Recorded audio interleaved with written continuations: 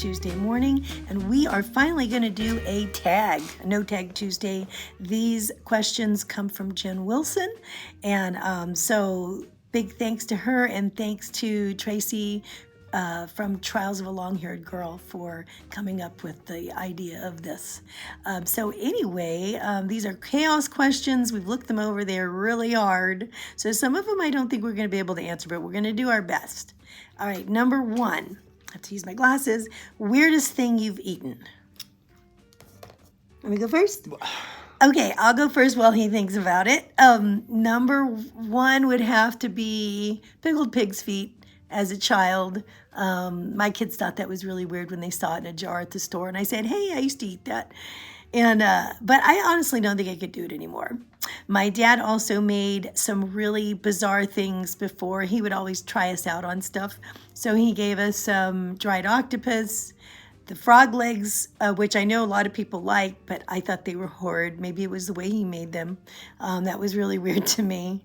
And then also he used to buy like a lamb's head, and I think I ate the brains one time. And of course, I used to wrap everything in a tortilla, so it kind of like masked the weirdness of it. I just thought it was meat. Cow tongue is not so weird, but if you've ever eaten it by accident when people left taste buds on it, it's pretty bad. Okay, and then, I ate a worm. Oh, like an earthworm? Yeah. Like by big itself? old fat worm, yeah. How did it taste? I don't remember. I was a kid. He also ate escargot out of a can Yeah, that he bought one that's time, right. and it was so gross. It was gross. And then when he only tried one, and we got rid of the rest of them because they were so gross. Yeah. There was like a muddy sludge at the bottom of the can. It was so gross. Anyway, and then pig intestines. My dad barbecued them, and inside they have I thought it was like a veal meat or something, but turns out that is actually what was still in the pig when it met its demise. So they tasted good if I didn't know what they were, but I don't think I could ever go back there again. That is weird. Okay. The weirdest place you've been, number 2. Weirdest place I've been. Oh, okay. So, we couldn't really think of anything. The only thing that I thought of was this place we were in Texas. He was in the Air Force, and we got invited because our child was small to go to another person's birthday. And there was a place called Funland or something like that.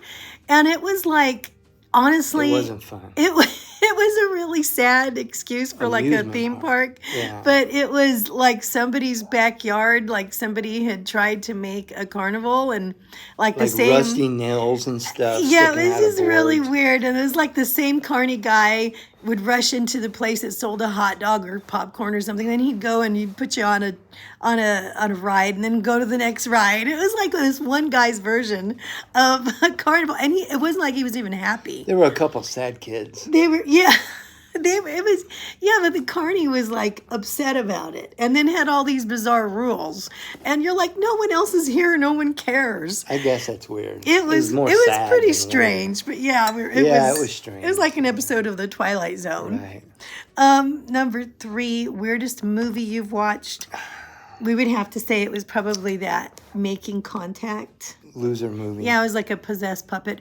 Or the one that we talked about, there was one where it was like the head that didn't die. I guess where the guy, his fiance gets hit by a car or something, and she's going to die. Her body dies or something. He decapitates her and keeps her head alive, like on a platter in his house.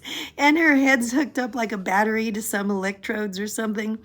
And he lures another woman to his home to try to murder her and take her body for his fiance. But then his fiance, finds out what he's going to do. And then I think the woman escapes. The decapitated fiance somehow gets the house to start on fire. Anyway, he and her end up burning in the house.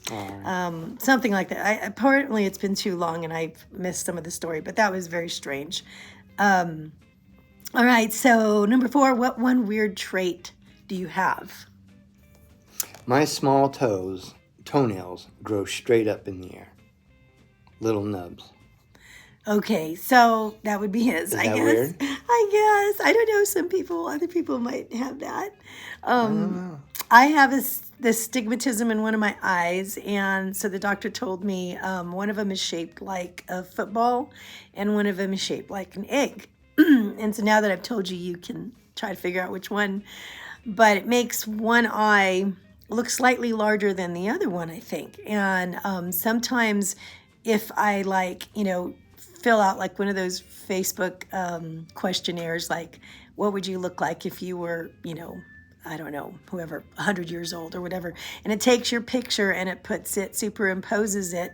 What will happen is the camera always overemphasizes my eyes, and so it will make me look like a pirate. And one of them is really small and one of them is huge.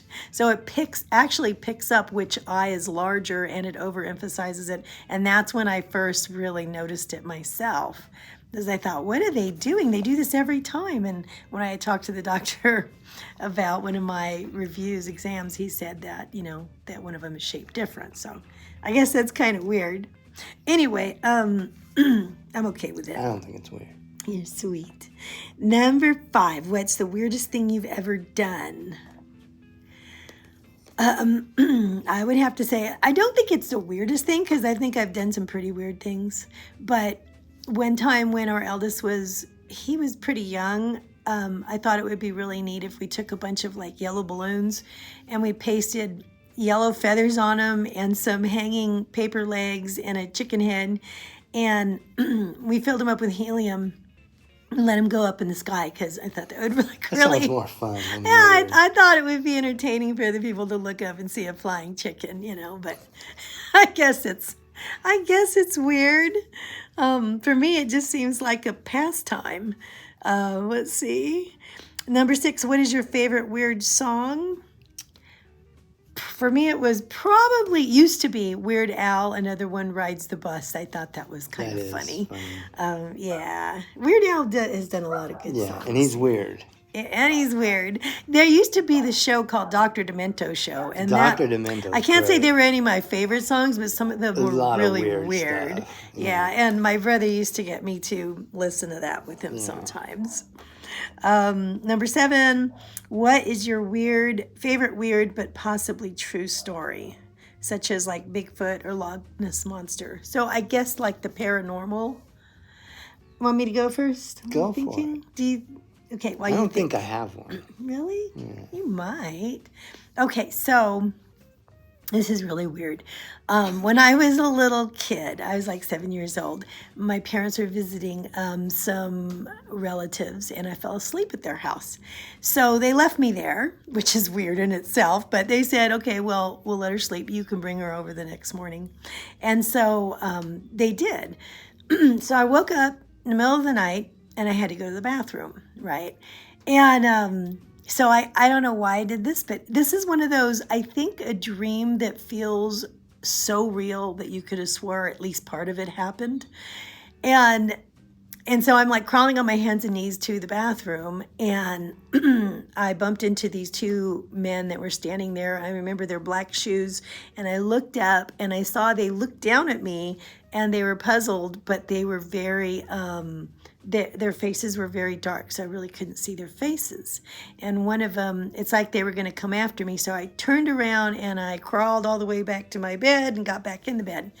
And I thought maybe they'll leave me alone. Well, they didn't leave me alone. So one of them came into the room and would like walk toward me because he knew it petrified me, and then he'd walk back and start and just keep coming at me. And I was so horribly scared that, in the morning I found out that I wet my bed and it felt so real. But it got even weirder because then all of a sudden I looked to the side of me. I felt somebody was there, and it was this glowing girl. She was about the same age as I was, but she had blonde hair that I knew of, but the only color that I saw was she was like this glowing greenish color that I did not know for many years that a lot of people say is the color that ghosts have when they have like an energy about them or something like that. She looked like that. And she was like in a hospital bed or something, and then next to her there were like a lot of glowing people who were like visiting her, but they were like silent. And she knew that they were visiting her because, I don't know, they were bringing her gifts or something like that. And she told me, don't be afraid. I've been through that before. They can't touch you. They can't touch you. They'll only scare you. And so that made me feel a little better, but I wanted her to stay with me. And then lo and behold, she disappeared. So it was the weirdest thing. I've never seen this person before. And it was the weirdest thing. And so I wasn't too... I don't know. I got a little bolder after she told me that, but it was still a night of horrors. And when I woke up, I remember being at my house again, and my aunt was whispering to my mom that I wet the bed. So my mom asked me about it, and I broke out in tears and started to tell her about this horrible dream. And she said, "It's okay, it's okay. You know, we won't do that again." I'm like, I'll never stay at that house again. That house freaked me out after that. And I've never had another experience like that since then. So it was weird. Very strange. Anyway, I don't know if it was paranormal or what, but okay. So let's see. Who's considered the weirdest person in your family? Tell me if you have an answer that I've skipped or something. Okay. Who's considered the weirdest person in your family? I think we're all kind of weird in our own ways, but if that would mean maybe the least understood, I would have to say probably our middle child. It's just because we believe that he's really talented in so many ways, and we don't understand them yet. But I don't know where he's going to take all that. He's kind of has a bit of a geniusy Jim Carrey-ness about him, where he's really talented and he's able to make people laugh by doing the most bizarre things. He's got great timing. He can dance. He can sing at his age. Oh, it's just amazing the way he pulls it all off, you know. But and he's very theatrical when he wants to be. Yeah, and so we're just we're still trying to pull together. I mean, he's very open. There's like no filter, so the things that he'll say kind of would shock you, but he doesn't mean it that way at all. It just, you know, it's the way his mind works. So I guess some people would say that was weird. I would have to say it's just misunderstood. Very unique. Yeah, very unique. Yeah. And so we see all those strengths in that. So that is just, that's something that I think is going to be real interesting to find out where that goes. Number 9, what is the weirdest habit you have? Do you know his weird, I would have to say his weirdest habit, tell me if you agree, all right, is that he has to, when he puts away the silverware, and I know other people are like this, he has to make sure that it's not lonely. And so the knives have to go with the other knives, and they have to be the same way and all of that stuff, because it's not just that he has this, they need to be uniform thing. He really feels that they won't be lonely if he does that. That's so sweet. Yeah. And then for me, that's weird. I have a really weird thing about having to have everything in the room be perpendicular. It has to be straight. It doesn't have to be at the same level, but it all has to be straight, whatever it is in the room. Yeah. And if it's not, I mean, it's just, it feels totally chaotic to me. There's certain rooms I can't even go in where the kids have been in. And it's just all topsy-turvy to me. And it's not so bad. No, nothing is. So to me, it's just, it's like a tornado just came into it. And I can't even do that. We have a room that we call the hygge room in our house. And everything has to be perpendicular in there. And it is very minimalist. And it is, it's a place where we relax, because I know that there's nothing in there. I can go in there and I can take a rest and nothing's going to bother me visually. And it's really important. But that's a real big thing to me.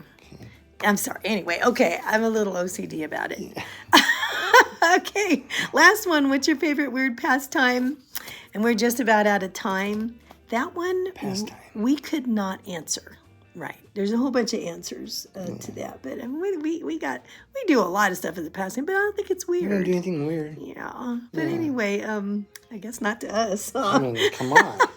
I'll have to think on that one. Anyway, guys, thanks so much for tuning in and for spending a few minutes with us. Thanks to Jen for the questions and for Tracy for organizing this. And we will see you next time. Bye.